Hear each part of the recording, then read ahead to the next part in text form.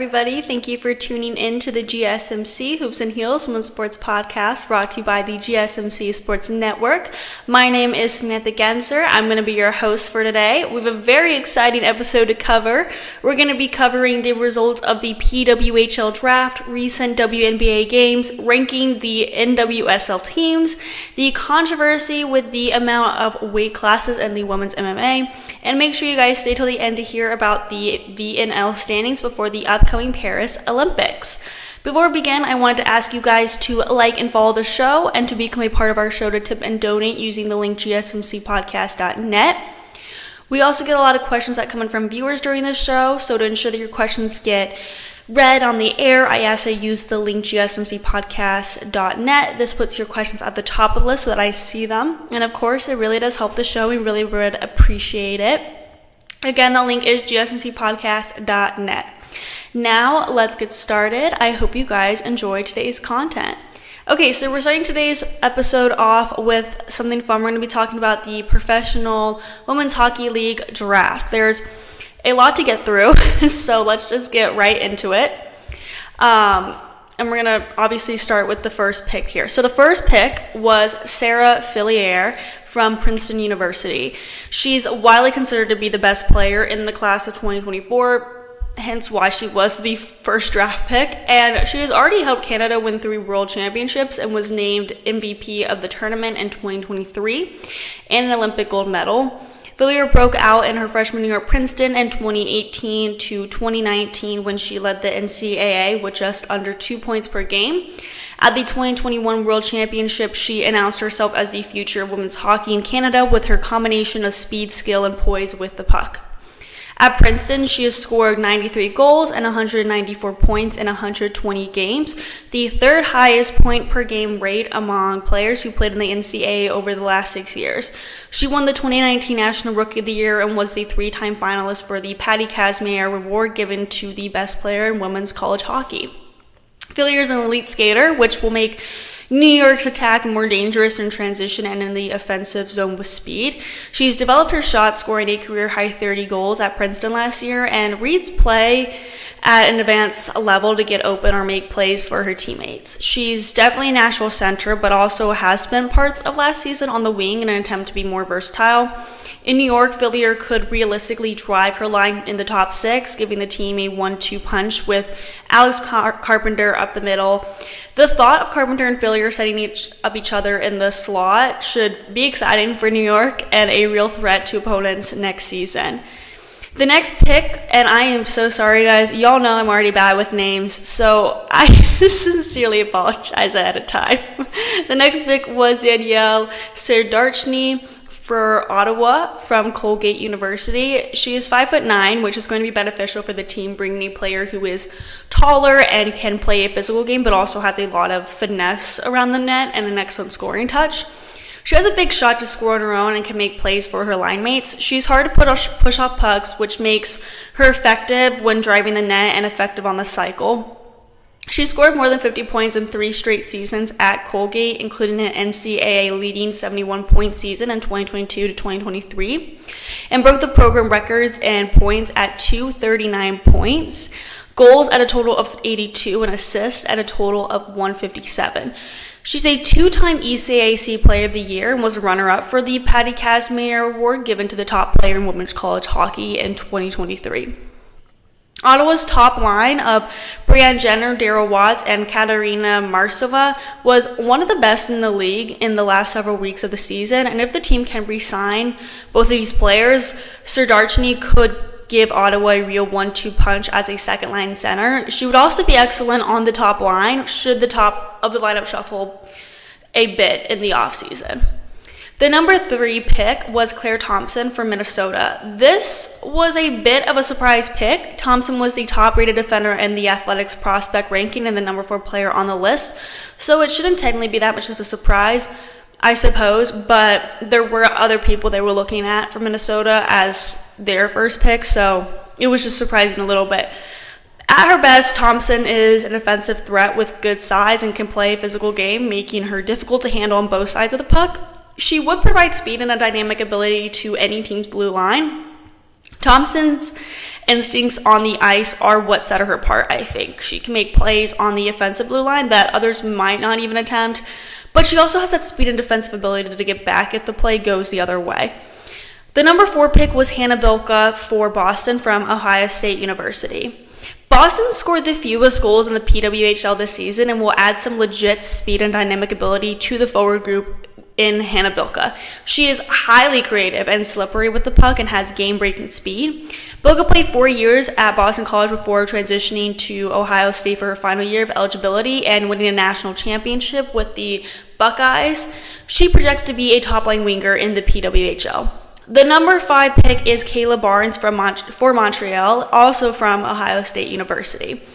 Montreal's biggest need heading into the draft was someone to help Erin Ambrose out on the blue line in a meaningful way. With Thompson, Ambrose's defense partner on Team Canada, off the board, Kayla Barnes was the best player available, really. Barnes is a small but talented defender who led the NCAA in goals differential at +7-1 this season. Barnes has been a staple of the U.S. national team since making the 2018 Olympic team as a teenager, and after transferring from Boston College, where she was the Eagles captain, to OSU, she helped lead the Buckeyes to a national title. She's an excellent transitional defender who has great vision on the ice and the ability to make quick, easy passes out of the defensive zone. She can also get out in transition and make plays off the rush herself. While Barnes does lack size, she's 5'1", so she is lacking that. She's strong on her feet and should be up to the increased physical challenge of the PWHL, just as she has been at the international level. The number 6 pick in round 1 was Julia Gosling for Toronto from St. Lawrence University. She finished her career at the university with 60 goals and 128 points in 111 games, hitting the 20-goal mark in back-to-back campaigns. She's a natural center who played for wing for Canada in a depth role at World Championships. Gosling has desirable size and can play with a real power to her game. She can protect pucks from the reach of opposing players when she's driving to the inside, and has a good shot that can beat goalies from mid-distance. With Natalie Spooner out long-term after off-season surgery, there's real need at forward, and while nobody can replace Spooner, to be honest, the likely MVP of the inaugural season, having a young power forward in Gosling should help to fill a hole at the top of the lineup in Toronto. So that concludes our round 1. We're now going to go over round 2, 3, 4, 5, 6, and 7 very quickly. If you guys would like me to go more into depth of all the players, let me know and I can make another segment in the future, possibly sometime this week. Because there are so many players, I'm going to give descriptions and talk a very small, brief amount about the round 2 draft picks. And then I'm going to list out the rest of the draft picks in round 3 to 7. But once again, just let me know if you guys would be interested in hearing more. Someone asked, do I ice skate? No, and I always have wished that I could. You know what? Figure skating and ice skating, all of that, hockey, my life would be different if I could, but I don't have that balance. Okay, so for round 2, we have Danielle Pesova for Boston. She's a forward with a dynamic presence on the ice. In her previous season, she tallied 22 goals and 18 assists, showcasing her dual threat capability. She's known for her agility and quick decision-making, and she's been pivotal in power play situations, contributing significantly to her team's special teams.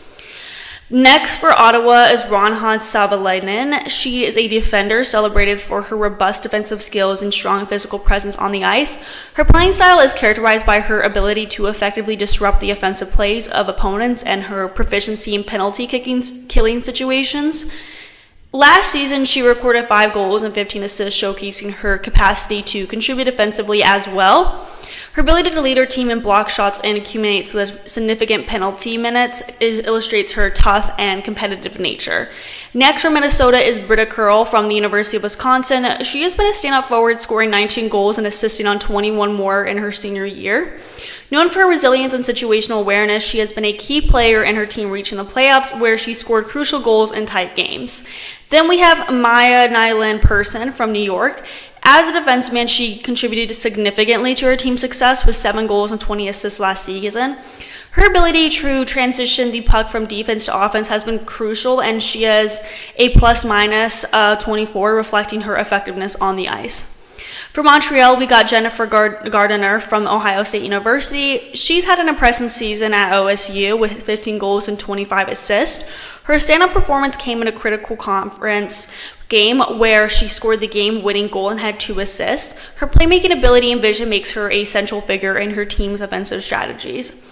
From Northeastern University, we have Megan Carter for Toronto. Known for her defensive prowess, she ended her college career with 4 goals and 17 assists. Her defensive metrics are impressive with a plus-minus of 20 and an average of 2.5 blocks per game.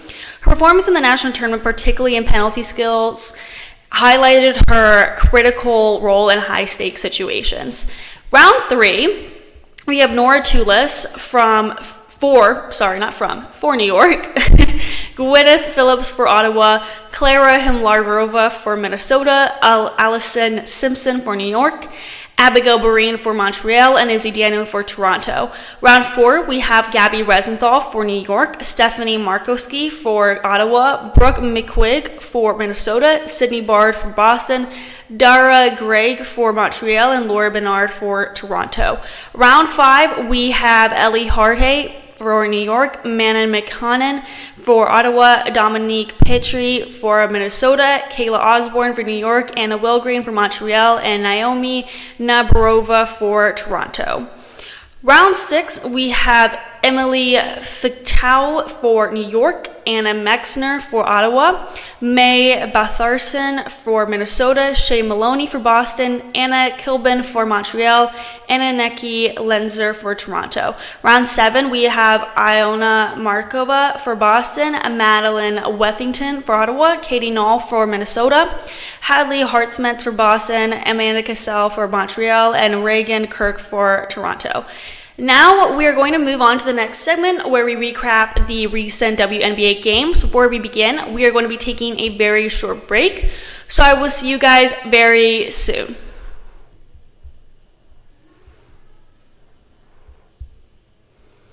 I feel like I'm losing my mind. Is everybody in the world blind? Please, Lord, give me a sign, a sign. I feel like I'm losing my mind. Is everybody in the world blind? Please, Lord, give me a sign, a sign. I wanna be the greatest. Everybody on the fake shit. I look around and feel like everybody is the fakest. I make this every day and I'm impatient, hoping one day I blow up from the basement. Statement, the top is so vacant. I don't hear shit that I think is amazing. Waiting for my day when I'm playing sold out shows for 1,000 faces. Hey, give me that crown, get in my way and to be put down. It ain't your place, all this my town. If I want that shit, then I'll get it right now. I'm losing it, the noose it fits. I'm losing shit, a stupid myth. You choose to live or choose to dip. You choose to fight or lose your grip and lose a gift. I feel like I'm losing my mind. Is everybody in the world blind? Please, Lord, give me a sign, a sign. I feel like I'm losing my mind. Is everybody in the world blind? Welcome back, everybody, to the GSMC Hoops and Heels Women's Sports Podcast, brought to you by the GSMC Sports Network. We just got done talking about the PWHL Draft, and now, oh my goodness, I just realized that it says PWHL on my screen. It's confusing, but the PWHL Draft, and now we're going to recap recent WNBA games. We have a total of 14 games to talk about, and we're just going to start with the games on Friday, June 7th. We're just going to get right into it. Okay, so first game we got to talk about is Indiana Fever v. Washington. Oh my goodness, my bad, guys. Washington Mystics. Okay, so the Fever won the game 85-83. Caitlin Clark had her second 30-point performance during this game. She also had a total of 8 rebounds and 6 assists. To be honest, don't be mad at me for saying this, but sometimes it does feel like Clark is the entire team for the Fever. She is the main scorer, and it just shocks me how much work she does on the court, and then her teammates just don't score as much, rebound as much. It just seems like she's a higher level than the rest of her teammates sometimes. I know, like, there's other people like Aya Edwards and stuff who are at that level as well, but sometimes if you just look at stats, like, it's pretty insane. Like, sometimes it feels like she's just so far ahead. Anyway, Kelsey Mitchell also did have a pretty good game, scoring 16 points. Also on Friday was the Seattle Storm v Las Vegas Aces games. I thought the Aces were getting their groove back, but unfortunately it does not seem that way. The Storm won the game 78-65. Jewel Lloyd stood out on the Storm, scoring 25 points and recording 9 rebounds. Izzy Mabegor dominated in rebounds with a total of 15. Even though the Aces lost, Asia Wilson was a star player, scoring 29 points and recording 11 rebounds. The third game on Friday was the Dallas Wings v Los Angeles Sparks. The Sparks won 81-72. I'm a huge Wings fan, but I'm happy to see that the Sparks have their groove back. I'm also a Sparks fan too, but I guess when it comes down to the two, I'm going to probably pick the Dallas Wings. But anyway, Enrique Ungamboale obviously was the leader on the Wings team, scoring 22 points, and Monique Billings led in rebounds and recording 12 rebounds total. Cameron Brink and Rickea Jackson, 2 rookies on the Sparks team, did really well this game. Brink scored 10 points and had 10 rebounds, and Rickea Jackson scored 8 points. Derica Hamby led the Sparks with 22 points. The last game on Friday was the Minnesota Lynx v Phoenix Mercury, and this was a super close game. Mercury won 81-80. In the first quarter, Mercury was leading at 21-15, and then by the third quarter, the Lynx were able to catch back up and lead at 60-54. But in the fourth quarter, the Mercury came back and finished at 81 points, and the Lynx finished at 80 points. It was such a close game, and it was really fun to watch because it went back and forth. Kayla McBride scored 25 points for the Lynx, and Nafisa Collier scored 20. On the Mercury, Kalia Copper was a star player with 34 points. This was, again, another great game for her, with her exceeding 30 points. Let's talk about Saturday, June 8th games. The New York Liberty and Connecticut Sun went head-to-head. And this was a good game. The Liberty came out on top at a final score of 82-75. Jonquil Jones and Sabrina Ionescu led the Liberty with 22 and 24 points, respectively. While Ionescu was already one of the WNBA's best guards last year, she has improved even further this season, and she was sent to the bench by head coach Sandy Bordello after a turnover on Saturday. Ionescu was asked about what went into her head and the Liberty's strong fourth quarter by a reporter post-game, and her response expressed some frustration with the benching. Ionescu responded to this frustrating moment with an excellent fourth quarter, so her coach clearly knew what she was doing. Also on Saturday was the Atlantic Dream v Chicago Sky game. Chyna Charles scored 22 points, Cheyenne Parker-Tyus added 18, and the Atlanta Dream beat the Chicago Sky 89-80. Alicia Gray scored 14 points for Atlanta, and Ariel Powers scored 11.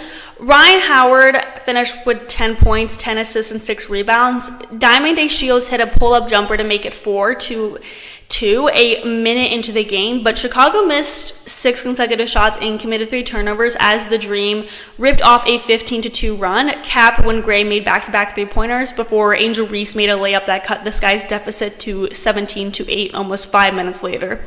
Reese finished with 13 points, 13 rebounds, and 5 steals. This was her 3rd consecutive double-double and her 4th of the season for Chicago.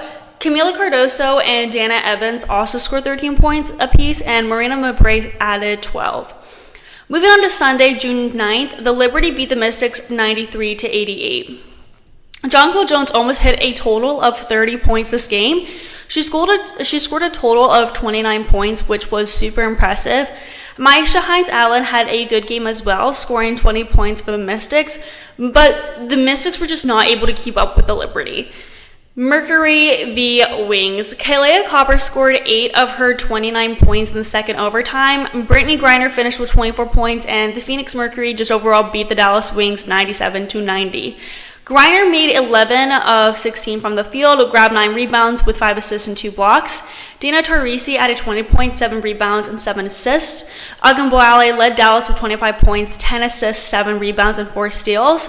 Wings rookie Sevgi Uzan hit a 3-pointer that trimmed the Wings deficit to 89-88, but with 2 minutes 34 seconds remaining to play, But Natasha Cloud answered with 2 free throws, and Teresi hit a pull-up jumper before Tiara McCowan was called for a technical and fouled out when she pushed Teresi with just under a minute to play. Copper made the technical free throw and then hit a three-pointer to make it 97-88 with 52 seconds left. It was a close game. Storm v Lynx. The Lynx dominated the Storm 83-64. Jewel Lloyd was again really great for the Storm, scoring 25 points and recording 7 rebounds. For the Lynx, Kayla McBride was dominant, scoring 32 points, and Nafisa Collier dominated rebounds at a total of 14. The last game on Sunday was the best game to start this week. This was a great way to start the week with this game. It was the Las Vegas Aces v Los Angeles Sparks. The Sparks beat the Aces 96-92. Darica Hamby finished with 18 points and 10 rebounds, and R.A. McDonald scored 16 off the bench. Hamby sank 6 of 10 shots with a three-pointer and 5 of 6 free throws for the Sparks, who won back-to-back games for the first time this season. McDonald made 5 of 8 shots, 2 from behind the arc, and all 4 for foul shots. And then Rikia Jackson pitched in with 16 points and 5 rebounds for the Sparks. Asia Wilson had 31 points, 3 above her league high average, to lead the Aces, who have lost 3 of their last 4 games before this game. Wilson has now scored at least 20 points in 14 straight games, breaking a league record set by Deanna Taurasi of the Phoenix Mercury. Wilson, who averages a league best 12 rebounds, grabbed 8 this game, and then Kelsey Plum hit 4 three-pointers, scoring 24 with 5 assists. Tiffany Hayes added 17 points, and Kate Martin scored 13. Wilson scored the first 5 points, and Martin and Plum hit back-to-back three-pointers to cap a 14-0 run to begin the game for Las Vegas. Los Angeles erased all of a deficit that reached 15 when Cameron Brink hit the first of 2 free throws, knotting the score at 28 with 6 minutes, 27 seconds left before halftime. Jackson made a turnaround jumper to give LA its first lead 6 seconds later. Martin had a layup and a three-pointer to put the Aces up by 3, but Hamby answered with a layup, and the Marks trailed 44-43 at intermission. Wilson drew a technical foul with 9 seconds left of the third period, and that led to 2 free throws by Lexi Brown and a layup by McDonald, giving the Sparks a 74-65 advantage heading to the fourth quarter. Hayes then scored 6 points, and Plum hit a three-pointer and 2 free throws to cap a 17-4 run as Las Vegas took an 82-78 lead with a little bit over 4 minutes left to play. In the end, the Sparks did end up winning. It was such a close game, such a fun game to watch. I think one of the main reasons the Aces continue to struggle is because Chelsea Gray is out with a foot injury. I think once she gets back and recover, I think that'll help the team a lot, to be honest. Just having that other person even just on the bench and as an option. So now moving on to Monday, June 10th, there was only one game, and that was the Fever v Sun game. Okay. Someone just asked, what's your favorite sports movie? But I don't want to distract you. No, you're good. You guys can ask questions. I like to interrupt myself. I'm going to say Karate Kid.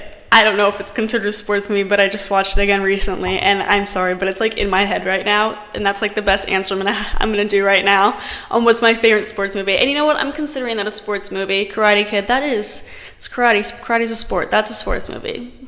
There you go. Okay, so Indiana Fever v Connecticut Sun game. Gianna Carrington scored a season-high 22 points. Dawana Bonner added 17, and then the Sun eased past the Fever 89-72 for their 11th straight win in the series. Indiana star Caitlin Clark finished with her 4th fewest points of the season, going 3 of 8 from the field for 10 points. All in the first half. She picked up her 4th foul with a little more than 4 minutes left of the third quarter and did not play in the final period. Tyasha Harris and Breonna Jones each added 11 for Connecticut. Tiffany Mitchell added 10 points, and Alyssa Thomas had 7 points, 18 rebounds, and 7 assists. Aliyah Boston had 14 points, 12 rebounds, and 5 assists for her second double-double this season for Indiana. Lexi Hole added 10 points off the bench. I also was just realizing this right now. Earlier when I was talking about how Clark is just so much ahead of her team, and I brought up Aliyah Edwards, I think it was. I meant to bring up Aliyah Boston. My bad. Okay, yesterday there were a couple of games. The Mystics and Dream went head-to-head, and the Mystics came out on top 87-68. Oh my gosh, someone just said I love the Mighty Ducks movies. Oh my gosh, I've watched those movies so many times. I totally forgot about them. Not forgot about them, but Just like, oh my gosh, that's such like a classic. I like those movies a lot. That's a fair opinion. Okay, so the Mystics pretty much just led the game this entire time. They were just always ahead. They started out ahead and finished ahead, so like they were gonna win the game. Ariel Atkins and Brittany Skies both scored 18 points, leading the Mystics to their wins, but there were so many players that did amazing. There wasn't like really one player that was truly like a standout, if that makes sense. Okay, so the Lynx v Aces game was such a good game as well. Oh my gosh, this game ended in a final score of 100-86 with the Lynx winning. It was a good game. The Aces are seriously not having a good run right now, and it makes me really sad. All 5 Minnesota starters scored in double figures. Nafisa Collier scored 14 points and recording 6 rebounds and 6 assists. Alana Smith scored 18 points. Bridget Carlton scored 15 points and recorded 5 rebounds. Kayla McBride scored 16 points and recorded 4 rebounds and 8 assists. And lastly, Courtney Williams scored 15 points and recorded 4 rebounds and 9 assists. Minnesota dominated the second and third quarters, outscoring the Aces 49-29 en route to holding on to the third best record in the league. Asia Wilson scored 28 points to lead the Aces, but fellow Olympian Kelsey Plum was held to 13 points on 4 of 13 shooting. Alicia Clark and Jaxie Young were both held to 6 points. The last game we got to talk about is the Sparks v Storm game. This was an unfortunate loss for the Sparks, losing 95-79. Fresh off being named Western Conference Player of the Week, Derica Hamby had another great game, scoring 16 points, 11 rebounds, and 5 assists. Ari McDonald chipped in with 15 points. Ray Burrell had 8 points with 4 rebounds and 2 assists. Cameron Brink was a defensive powerhouse with 4 blocks to go with 7 points, 4 rebounds, and a steal. Rikia Jackson had a rough game with 3 points and a rebound. At the first time out, the Sparks were down 8. Lexi Brown's instant offense was on full display again as she was subbed in and drilled a quick 3-pointer. A very balanced offensive attack kept LA in it pretty much. Both teams went back and forth pretty much the entire game. After the Storm went up by 5, LA's bench answered back, including a 3-pointer for McDonald to tie the game at the end of the first. The Sparks started the second half strong offensively, but Seattle did a great job keeping itself composed each time the LA Sparks made it a tight game and eventually went back up by 9. I think the main reason why the Sparks lost the game was because of turnovers. LA needs to start aiming for single-digit turnovers to play a cleaner game. The Sparks were in the game most of the night, but mistakes in the fourth took them out of it. It's something to learn from for this long road trip they have, which will be tough, but it's really just the turnovers that I think is something they need to focus on. So now we're going to move on to our next segment where we're going to rank the NWSL teams. Before we get into that, we're going to be taking a very short break, so I will see you guys all very soon. Looking for your daily fix of sports talk without having to pay for it? GSMC Sports Network is available on YouTube. Just search GSMC Sports Network. Get your fix of daily sports talk shows on YouTube, absolutely free. NFL, college football, NBA, MLB, MMA, UFC, fantasy football, and so much more. GSMC Sports Network has shows running all day long, with new sports shows starting every 2 hours. Just like on your favorite cable sports channel, except GSMC Sports Network is absolutely free. Just search GSMC Sports Network on YouTube to catch one of your new favorite shows, like the GSMC College Football Podcast, Chip Shot Football Podcast, Hoops and Heels Women's Sports Podcast, GSMC Basketball Podcast, and so many more. Check it out for yourself. GSMC Sports Network, now available on YouTube absolutely free. Search GSMC Sports Network on YouTube right now.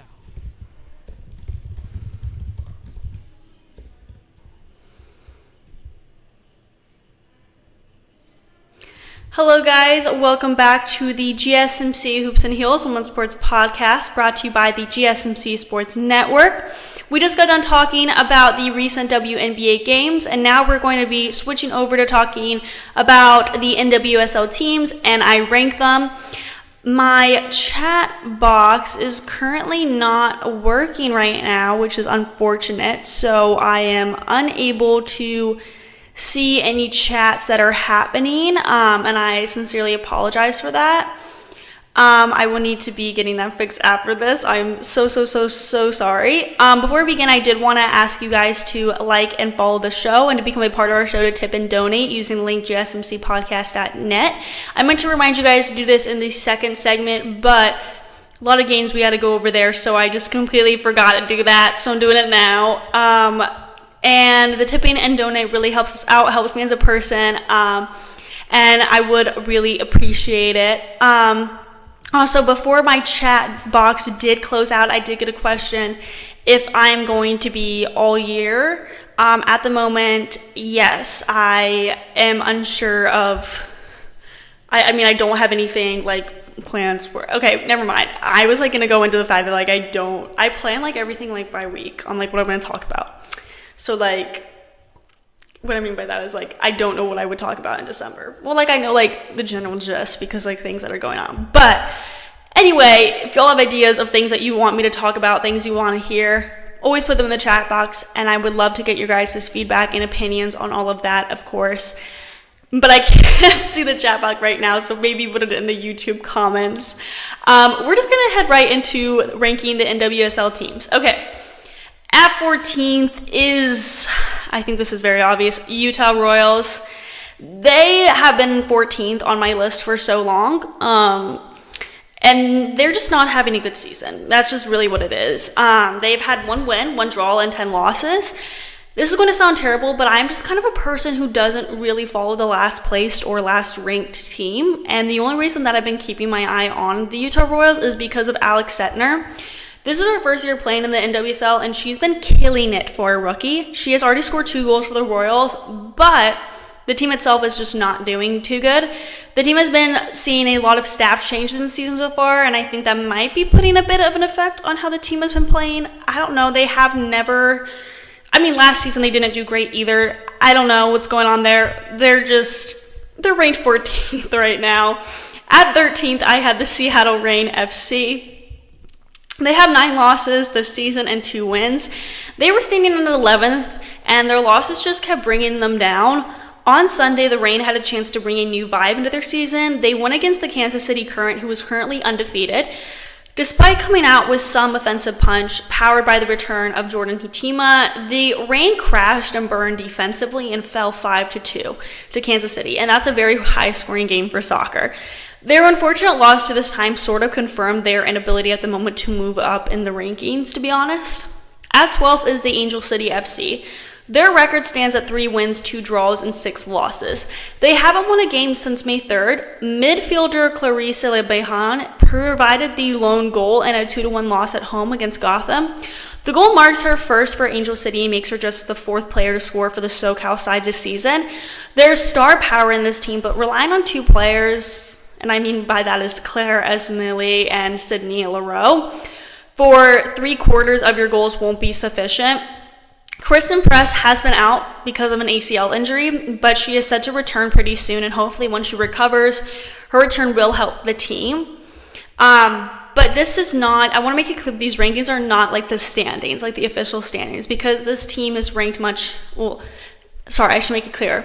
This team's standing is not at 12th. They're actually much higher. But the main reason why I have them ranked at 12th is because they have not been able to win since May 3rd. So even though their standing has not been affected that much yet, they just haven't been able to get a win. Okay, so at 11th is the Houston Dash. They have 3 wins, 3 draws, and 6 losses. Woo, there we go. They were previously ranked at 10th, so their losses are hurting them too much, but still they need to focus on their next game to get a win. Did I say they are hurting them too much? They aren't. Sometimes when I say contractions, it doesn't make sense. Their losses aren't hurting them that much, but still they do need to focus on that win because they are moving down in rankings. They'll go against the Angel City FC on Saturday, and that will be an interesting, pretty evenly matched game. Diana Ordonez has been doing really good on this team, though, scoring 4 goals so far. And 10th is the Bay FC, and they keep improving and improving. The team was so close to their second clean sheet of the year. Though Penelope Hawking's stoppage time goal was a fitting moment for the historic occasion, the 2-1 victory in base 4th this season, marking more wins than any other team sitting outside the playoff positions. With no draws and 8 losses, though, the expansion side needs a focus on their defending and consistency as they head home for a surmountable run of games in the Bay Area. At 9th is the Chicago Red Stars. They have 5 wins, 1 draw, and 6 losses. Alyssa Nahir is their goalie, and I firmly believe she is one of the best goalies in the league. I think she's been a huge part of their defensive success, but as we know, you can't just have good defense. You need a dominating offense to get those goals, and I think they need to focus on that in their next game, which will be on Friday against KC Current. But to be honest, with how the KC Current is playing, I don't think the Red Stars are going to win the game.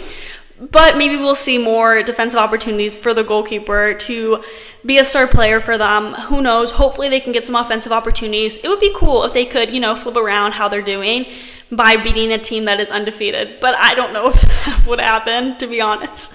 At 8th is the North Carolina Courage. They were previously ranked at 6, and I think they have the potential to get back to that spot, but I don't know. They seem to be struggling to recover with their losses a bit. Their record is 5 wins, 0 draws, and 7 losses. They followed last week's 3-0 drubbing at the hands of Houston Dash with a more respectable 1-0 defeat to Portland Thorns this weekend. But the Courage are in dire need of a confidence boost. They've now lost 5 of their last 6 games, with the only one coming against the bottom of the league, Utah Royals. So, they're just struggling right now, I guess more mentally, because we know they have that physical ability to get back up there. It's just more of a confidence booster thing, I think, is what they need to focus on, I guess.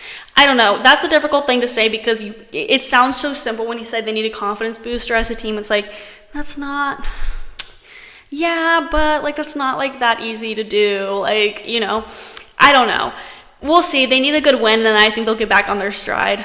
At 7th is the Racing Louisville FC. I've been really impressed with them recently. They've been doing really good. They were previously ranked at 8th, and they have been having a really good season so far. Louisville started slowly hosting the Dash on Saturday, but grew into the second half and claimed the 2 goals en route to their 3rd win of the season and their 2nd consecutive clean sheet. They're not the flashiest team, but they can grind out results, and they have some real quality in their ranks. Savannah DeMello is the side's top scorer, as she's collected her 5th goal of the year in a decisive performance that also marks 3 goals in 3 home games. And 6th is the San Diego Wave FC. They were previously ranked at 7th, so clearly they've been having a really good season so far. The team put an end to Orlando Pride's historic 8-game winning streak with a 1-1 draw at Snapdragon this Friday.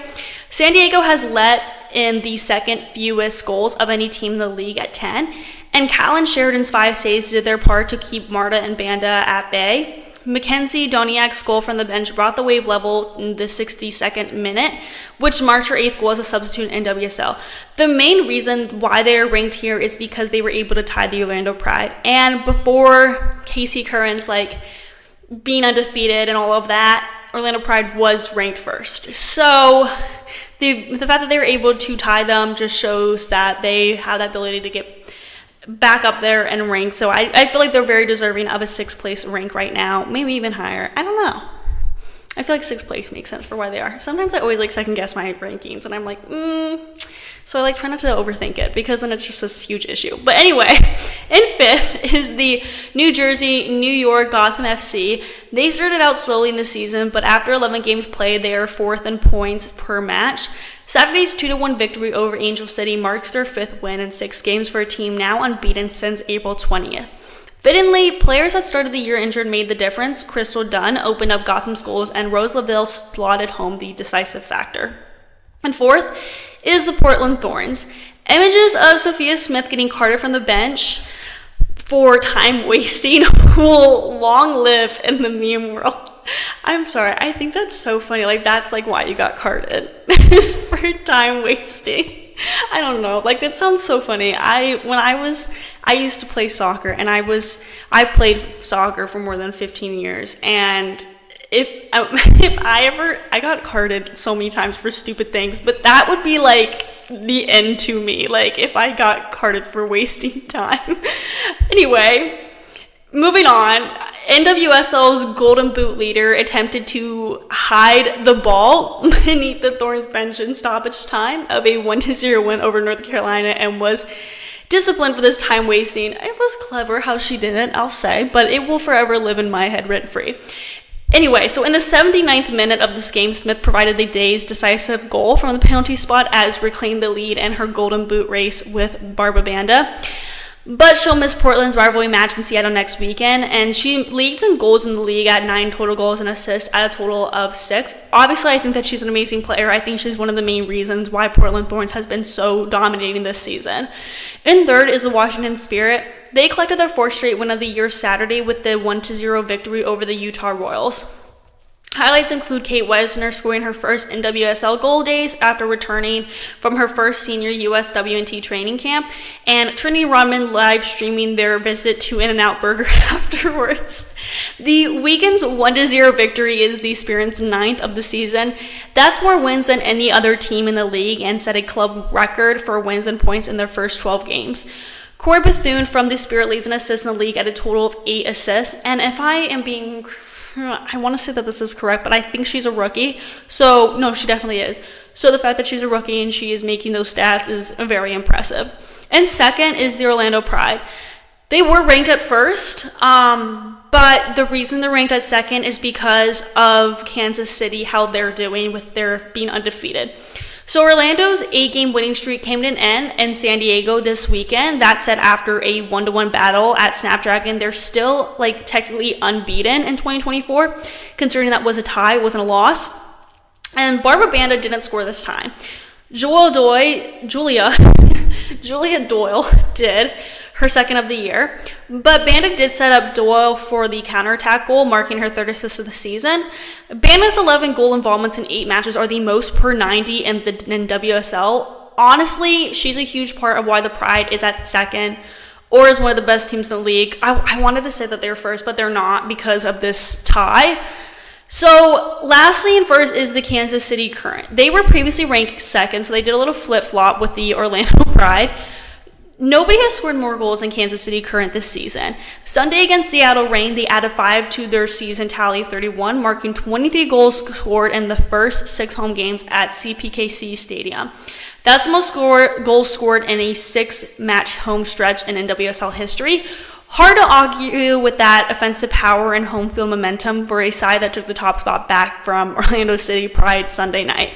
So that's kind of why they're up there and they switch with Orlando Pride. Still, I think Orlando Pride and Kansas City Current are such an evenly matched team in a way.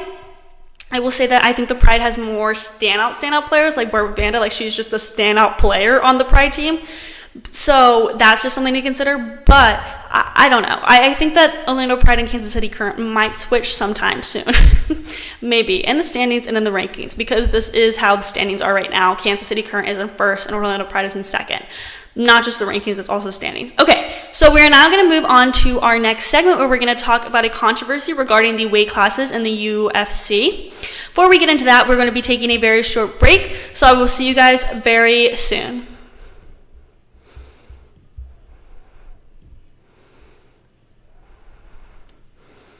For the best and latest podcasts available anywhere, go to the podcast app on your cell phone and type in GSMC to access free content-rich podcasts on health and wellness, book reviews, sports, entertainment, relationships, social media, movies, technology, finance, and even weird news. Subscribe and download the GSMC Podcast Network's family of shows, available everywhere podcasts are found.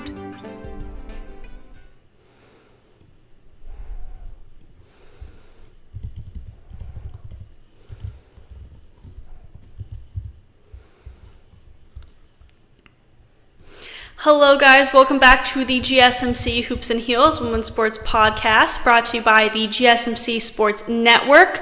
We just got done talking about how the NWSL teams are looking and some ranks that I have for them. And we're now going to move on to our next segment where we're going to be talking about some sort of little controversy going for the weight classes in the women's MMA, the UFC. So it's very complicated. There's a lot of background information in it. I'm currently trying to figure out some technical issues over here, and I'm so sorry if my screen starts to glitch or something. I'm hoping it does not Okay. Ooh. I'm so sorry, guys. Okay. So let's just get into it. I'm so sorry, guys. Okay, so the UFC has a total of 8 different weight classes for their male fighters.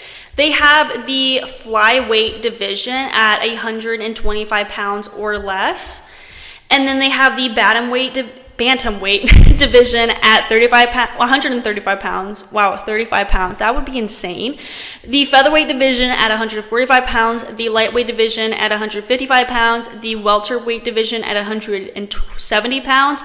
The middleweight division at 185 pounds. The light heavyweight division at 205 pounds. And the heavyweight division at 260 pounds.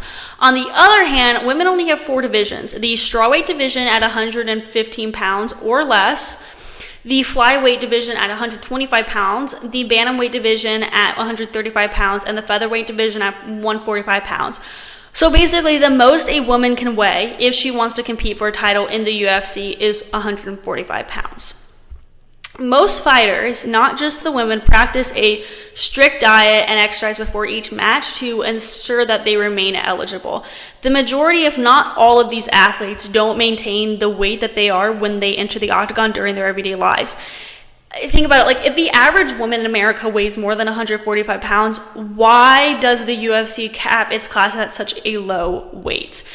I understand that these athletes are in prime shape and shouldn't be compared to the average population, but not all women athletes weigh less in the maximum UFC weight division, if that makes sense. The popular opinion about this discourse on Reddit seems to be that if the UFC added higher fighting divisions for women, then there wouldn't be any talent to compete at those weights. Some critics say, and I very much disagree with this, the women who are heavier likely aren't training. But then you look at like Olympic judo and they have weight classes for women that go up to 171 pounds. So that argument doesn't make sense. The lack of sufficient weight classes for women in the UFC is more than a mere oversight. It presents significant barriers that affect inclusivity, individuality, and fairness within the sport. By capping women's divisions at 145 pounds, the UFC effectively excludes many potential athletes who naturally weigh more and could be forced into unhealthy and extreme weight cutting practices just to compete. Such extreme weight cutting can lead to serious health issues, including dehydration, kidney failure, and electrolyte imbalances. For women, these practices can be especially harmful, potentially causing, hormonal imbalances and reduced bone density over time. Limiting weight classes not only poses health risks, but also detracts from the essence of fair competition. Sports should primarily be about showcasing skill, technique, and strategic acumen. When athletes have to prioritize weight management over these elements, it lowers the overall quality of competition and shifts the focus away from the core aspects of the martial arts. And I understand that in wrestling and a lot of other sports like boxing, your weight is so important to where you're competing. But if you're capping it at 145, that doesn't make sense. Like that's not the average weight exceeds that. Well, actually, technically, okay, so it's very confusing because every single website will tell you differently, but apparently you have to look at height too. But for a 5'4" woman, the average weight is 125 pounds, I believe. But that's not where most people stand, if that makes sense. Like not most people are 5'4". I don't know how to explain this very well, but basically what I'm saying is that capping at 145 doesn't make sense. That is like nothing. That's not enough people at all, it feels like. It feels like you're capping it too soon, if that makes sense. Anyway, also, the lack of weight diversity just limits the range of fighting styles and strategies in the octagon, potentially making the competition less interesting and dynamic. We already know that women's MMA doesn't get as much attention. Men's MMA gets more attention. It's been better over the past several years, don't get me wrong, but maybe there needs to be more competition. There needs to be more interesting competition, more divisions for women to compete. Economically and professionally, more weight classes would likely lead to more events and thus more opportunities for fighters to gain exposure, and advance their careers. This expansion could also increase the number of female trainers, coaches, and role models in MMA, further promoting women's participation and visibility in the sport and in all sports generally. Comparatively, other combat sports like boxing and judo accommodate a wider range of weight class for women, which has not only increased participation, but has also elevated the status and visibility of women in these sports. Finally, expanding women's weight classes could significantly impact broader cultural perceptions by challenging existing stereotypes about female athletes and their capabilities. It could promote a more inclusive view of fitness and athleticism, encouraging more women to engage in sports at all levels. Ultimately here, what I'm getting at this is addressing the limited number of weight classes in women's MMA would not only improve the sport's safety and fairness, but would also enrich its competitive integrity and cultural impact, fostering a more inclusive and diverse athletic environment in this sport that is so very much unique. There is another situation here, though, that we have to consider, and it's the financial consideration. The UFC as a business needs to ensure that each division it supports is financially viable. Promoting and organizing fights involves considerable cost, and each new division must generate sufficient interest and revenue to justify these expenses. If the audience and sponsorship interests aren't strong enough for heavier women's divisions, it might not make much business sense for the UFC to expand. But here's my argument against that part. Sure, the outright cost of adding more weight classes for women in the UFC might seem steep, but you got to think of the big picture. Investing in women's divisions isn't just good for equality, it can pull in new fans and open up fresh sponsorship deals. Let's not forget, every time we bet on women's sports before, it's paid off big time with a surge in viewers and broader interest. So that is my take on all of that. Before we move on to the next segment, I wanted to announce some other news in the MMA, but this is more exciting, more lightweight. No pun intended. See, that was clever, huh? I don't know. That probably wasn't. Anyway, let me announce some more exciting news in the MMA. Okay, so Invicta Fighting Championships, an all-women's mixed martial arts promotion, has agreed to a U.S. television rights deal with CBS Sports. Beginning with Invicta FC 55, Bernardo v. Rubin on June 28th, Invicta FC will air live on CBS Sports Network. Invicta says this will help them bring top-tier women's MMA action to a broader audience both on television and online. Invicta FC was founded in 2012 by sports executive Shannon Kapp. The promotion's alumni roster features legends such as Amanda Nunes, Rose Namajuanes, Chris Cyborg, Justino and Paige Van Sant. CBS Sports Network will air a total of 5 Invicta events in 2024. So Snap said, and I'm quoting here, CBS Sports is the perfect partner for Invicta FC. By joining forces with their global platform, we're set to bring our world-class events to an even larger audience. 2024 will be a landmark year for us, packed with unparalleled matchups and title fights exclusive to Invicta. We're excited to showcase our world-class events and demonstrate why Invicta FC is the leading brand in women's MMA, giving fans around the world a front row seat to the action. So the new deal between Invicta Fighting Championships and CBS Sports to bring women's MMA to a bigger TV and online audience is going to be a game changer, I think. By teaming up with CBS Sports Network, Invicta's fights will get in front of way more eyes, which is awesome for growing the sport and introducing it to folks who might not have checked it out before. This is a big thumbs up for the sport because it shows that women's MMA is getting the respect and attention it deserves. Plus, this could mean better sponsorships and more dough for the fighters and the events, helping the whole scene level up. Invicta has been a launchpad for many of the sports stars, and now with more exposure, upcoming fighters have a killer chance to make a name for themselves. It's also cool to see women's sports getting more love in general, and with CBS broadcasting these fights worldwide, the impact could be huge. It's exciting times for Invicta and women's MMA. So we're now going to move on to our last segment where we talk about the VNL and the upcoming Olympics. Before we begin, we're going to be taking a very short break, so I will see you guys very soon.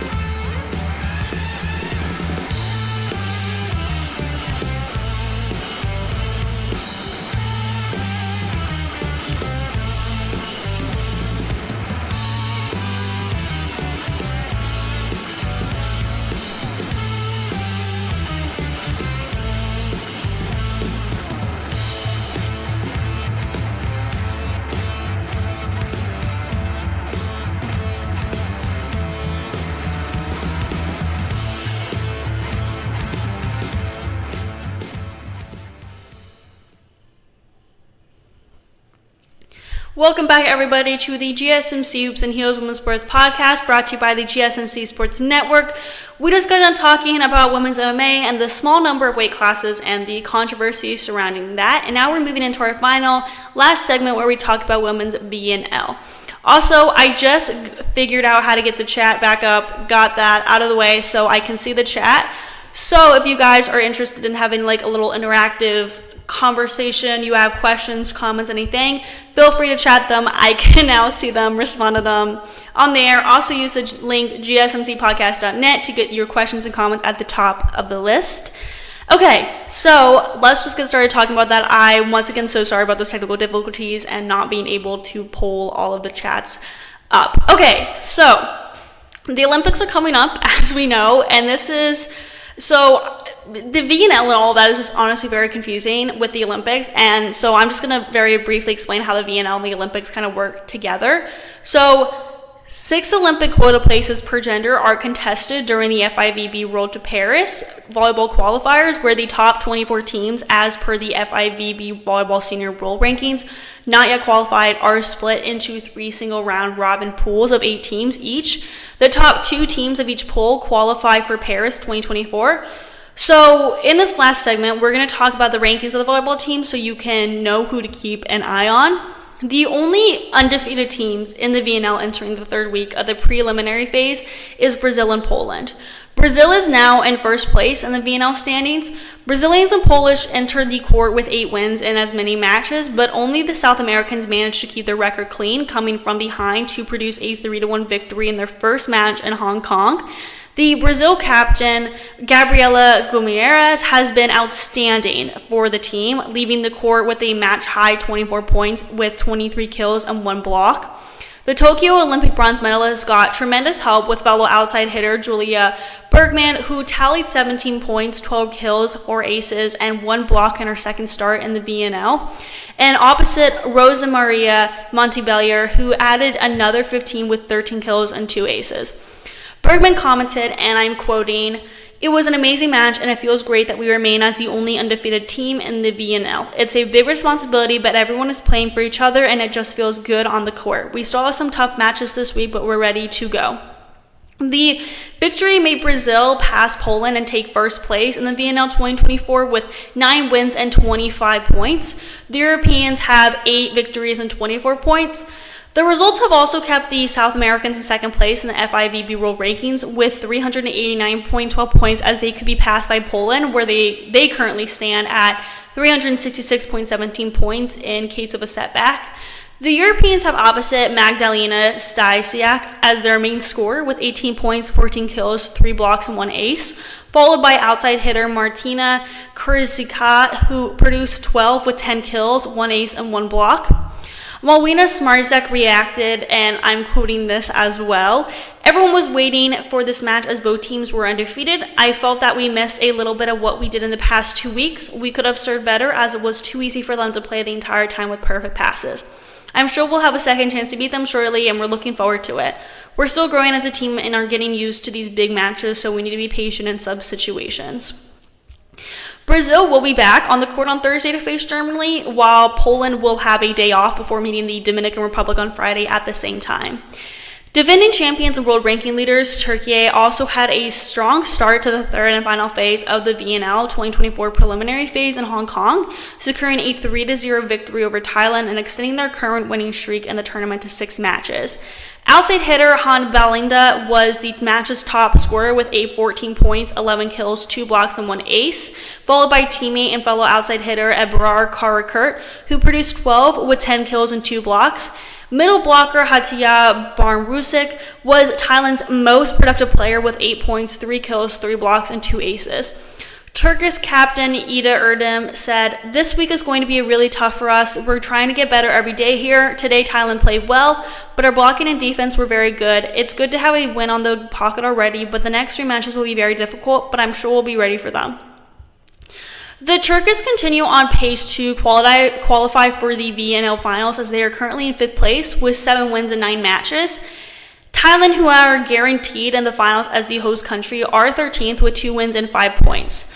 Starting on Thursday, the schedule in Hong Kong will feature 3 matches every day. Besides the duel between Brazilians and Germans, the third day of action will also have Bulgaria and Thailand going head-to-head, and the Dominican Republic and Turkey battling as well. So let's go over the other standings. So we already clarified that Brazil is at top, and same with Poland, but we have some other things to go over here. Okay, so Italy is at 3rd with 7 wins and 22 points, and Japan is at 4th at 7 wins and 21 points. We already talked about Turkey in the beginning of the segment, and they're in 5th. China sits at 6th place, winning 6 games, and they have 18 points. The US is in 7th with 5 wins and 16 points. Canada is in 8th with 5 wins as well and 15 points. And then we have the Netherlands with 5 wins and 15 points. Woo, there we go. So they're technically tied, but USA's point ratio and set ratio is higher, putting them in a rank above the Netherlands. It can kind of get a little bit confusing. In 10th is Serbia with 3 wins and 9 points, and the Dominican Republic is in 11th with 9 points and 3 wins as well. Serbia's point ratio and set ratio is higher, putting them at a better position. In 12th is Germany with 2 wins and 6 points, and Thailand is at 13th with the same stats but lower point and set ratios. In 14th is Korea at 1 win and 4 points, and France is in 15th at 1 win and 4 points, and they have the exact same ratio as Korea but a lower point ratio, so that's why they're in that position. In last place, 16th place, is Bulgaria with 1 win and 2 points, and they are not doing so hot right now. Hopefully they can get up. I'm confident that Brazil is going to stay in first place for a while. They have always been good at volleyball, and with their strong season so far, I think they have a good chance at staying at the top. Then again, the Chinese women's team, always known for their disciplined approach and strong team coordination, could pull off some sets against top-tier teams. Their performance could heavily depend on the integration of younger players with veterans, but they have the potential to disrupt the standings, I think. I'm hoping that the USA team can step it up. They typically are known for their volleyball and are good in the Olympics, so hopefully they can get better and move up their standings, but right now they're not looking too hot for them. So that concludes our show for today. Thank you guys so much for tuning into the GSMC Hoops and Heels Women's Sports Podcast, brought to you by the GSMC Sports Network. Your support means a lot to us, so please remember to subscribe to the show and leave a positive review. It really does make a difference. We also invite you to follow us on Facebook, Twitter, TikTok, and Instagram for more content and updates, and we do also post YouTube Shorts on our YouTube channel, the GSMC Sports Network, as well as the GSMC Podcast channel. Thank you guys once again, and have a wonderful day.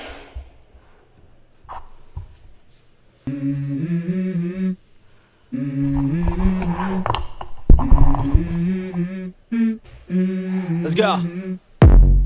I wake up to a little bit of drool on my pillow, feel like it's gonna be a bad day. Yeah, I'm tired of